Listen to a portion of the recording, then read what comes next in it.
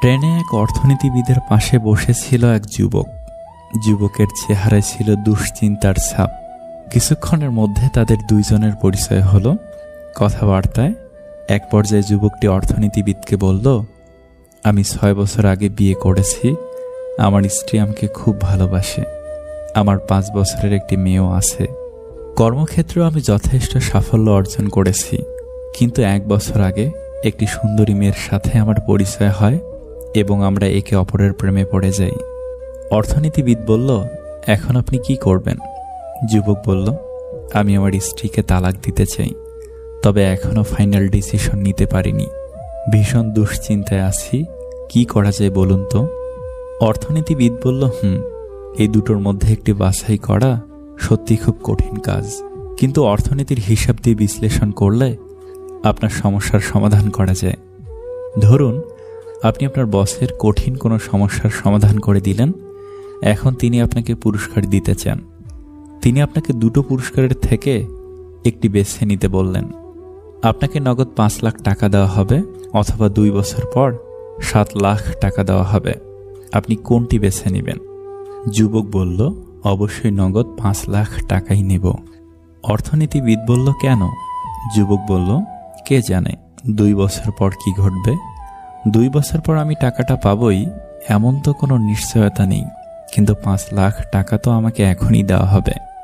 অর্থনীতিবিদ হেসে বলল, আপনি একদম ঠিক বলেছেন।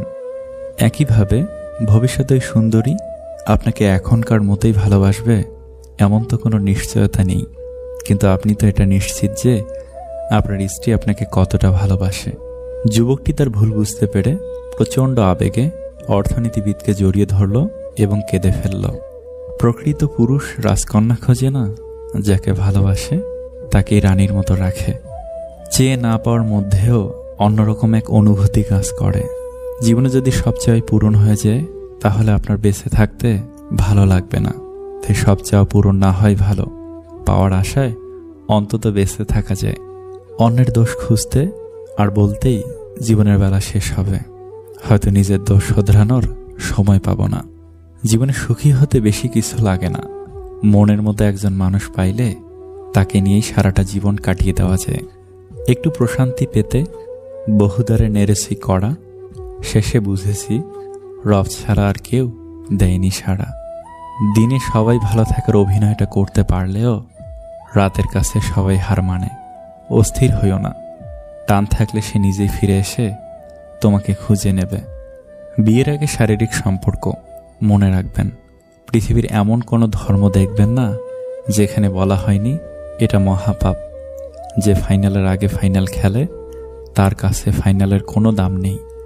কিছু কিছু মানুষকে ভুলতে গেলে আরও বেশি মনে পড়ে, তাই তোমাকে ভোলার চেষ্টাই করিনি কখনো। আঘাত পেয়ে পেয়ে আমরা এখন শক্ত হয়ে গেছি, তাই কে সাথে রইল আর কে চলে গেল এইসবে আর আলাদা করে কোনো অনুভূতি হয় না। সময়ের সাথে সাথে সবটাই অভ্যেসে পরিণত হয়ে গেছে। কারণ এটাই সত্যি যে বুক ভরা অভিমান বোঝার ক্ষমতা সবার থাকে না। যখন সান্ত্বনা দেওয়ার মতো কেউ থাকে না, তখন নিজের সান্ত্বনা নিজেকেই দিতে হয়, হোক তা আবেগ লুকাতে কিংবা বাস্তবে নিজেকে সামলাতে। 3টি লক্ষণ দেখলে নিজের স্ত্রীকেও বিশ্বাস করবেন না। নাম্বার 1, আপনার কাছে যে কিছু লুকায়। নাম্বার 2, যে স্ত্রী বিয়ের আগের সম্পর্ক ভুলতে পারে না। নাম্বার 3, যে স্ত্রী আপনার বাবা মায়ের সাথে ভালো আচরণ করে না। সম্পর্কে সমস্যার সমাধান খোঁজা উচিত, কিন্তু তার আগেই অনেক মানুষ হারিয়ে যায় আপন স্বার্থে।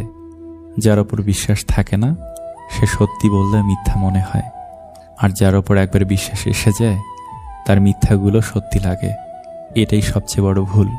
খুব ভালো অভিনয় করে যারা, তারাও জানে অভিনয় শেষে স্টেজ থেকে নেমে যেতে হয়। কে বলেছে ঠকলেই মানুষ ভেঙে যায়? ঠকে যাওয়া থেকে যে শিক্ষা পাওয়া যায় সে শিক্ষা কোনো বইয়ে নেই। লক্ষ্য পূরণের পথে 2টি জিনিস অবশ্যই আসবে। প্রথমটি বাধা আর দ্বিতীয়টা বদনাম। একটু সুখ পাওয়ার জন্য যে অনেকখানি কষ্ট করে তাকেই বোধহয় মানুষ বলে। যে বা যারা তোমার মূল্য বোঝে না তাদের থেকে দূরে থাকাটাই বেটার। যে মানুষটা তোমাকে নিয়ে ভালো থাকতে চায় তাকে একটু ভালোবাসা দাও, দেখবে সে কখনো তোমায় ছেড়ে যাবে না। অপেক্ষা সবাই করতে পারে না, আর যারা অপেক্ষা করতে পারে তাদের ভালোবাসা কখনো মিথ্যে হয় না। হে রব, তোমার কাছে 3টা জিনিস চাই। নাম্বার 1, ঋণমুক্ত জীবন। নাম্বার 2, শারীরিক সুস্থতা। নাম্বার 3, ঈমানের সহিত মৃত্যু। দিনের আলোয় তো দেখা যায় সবার মুখেই হাসি, আসলে সে তো রাতের অন্ধকার জানে কে কতটা খুশি। ভার্চুয়াল লাইফে নিজেকে প্রমাণ করার দরকার নেই। এইখানে নেট অফ করলেই আপনাকে কেউ চিনবে না। রিয়েল লাইফে নিজেকে প্রতিষ্ঠা করুন, যাতে মানুষ ডাটা অন করে আপনাকে খুঁজে। কাউকে ছেড়ে থাকা খুব কষ্টকর, তার চেয়েও বেশি কষ্টকর সে আসবে না জেনেও তার জন্য অপেক্ষা করা। বেঁচে থাকতে মা বাবার মুখে 2টো ভাত দিন, মরার পরে পাড়ার লোককে গলদা চিংড়ি খাইয়ে আত্মার শান্তি খুঁজতে যাবেন না। পাহাড় যত উঁচুই হোক আকাশের নিচে, মাছ যত বড়ই হোক পানির নিচে, শেকড় যত বড়ই হোক গাছের নিচে, যে যত বড়ই হোক যেতে হবে মাটির নিচে। ডিভোর্সের কারণে স্বামী স্ত্রী কিছুদিন কাঁদে, সন্তান কাঁদে সারা জীবনের জন্য। যখন মানুষের খুব প্রিয় কেউ তাকে অপছন্দ, অবহেলা কিংবা ঘৃণা করে, তখন প্রথম মানুষ খুব কষ্ট পায় এবং চায় যে সব ঠিক হয়ে যায়। কিছুদিন পর সে সেই প্রিয় ব্যক্তিকে ছাড়া থাকতে শিখে যায়, আর অনেক দিন পরে সে আগের চেয়েও অনেক বেশি খুশি থাকে, যখন সে বুঝতে পারে যে কারো ভালোবাসায় জীবনে অনেক কিছুই আসে যায়, কিন্তু কারো অবহেলায় সত্যি কিছু আসে যায় না। মূর্খদের সাথে কখনো তর্ক করতে চেও না, কারণ তুমি তাদের হারাতে পারবে না। তাদের সেই হারাতে পারবে যে তাদের চেয়েও বেশি মূর্খ। ডাকাত যেমন গরিবের বাড়িতে ডাকাতি করতে যায় না, তেমনি শয়তানও ভালো মানুষকে ছাড়া খারাপ মানুষকে ধোঁকা দেয় না। বর্তমানে তোমার গল্পে যে চরিত্রহীন, সে হয়তো অন্য কাউকে ভালোবাসতে শেখায় প্রতিদিন। যত বড় হও না কেন, নিজের অতীতকে কোনোদিন ভুলবে না।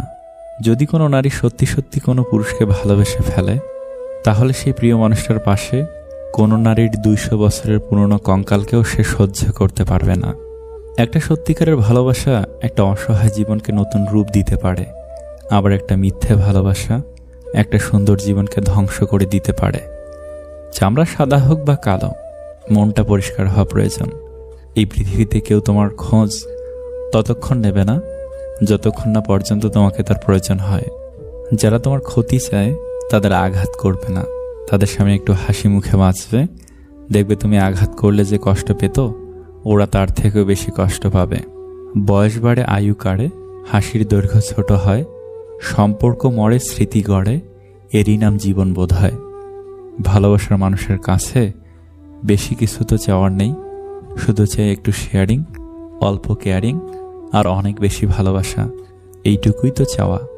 একটি 8 বছরের বাচ্চার মা মারা গিয়েছিল, পরে তার বাবা আরেকটি বিয়ে করলো। একদিন বাচ্চাটার বাবা তাকে জিজ্ঞেস করলো, বাবা বলো তো তোমার নতুন মা এবং পুরাতন মায়ের মধ্যে পার্থক্য কি? বাচ্চাটি বলল, আমার নতুন মা সত্যবাদী আর পুরাতন মা মিথ্যাবাদী ছিল। বাবা তার ছেলের কথা শুনে চমকে গেল এবং বলল, কেন বাবা? তোমার যেই মা তোমাকে জন্ম দিল সে মিথ্যাবাদী, আর যে কয়েকদিন হলো আসলো সে সত্যবাদী হয়ে গেল?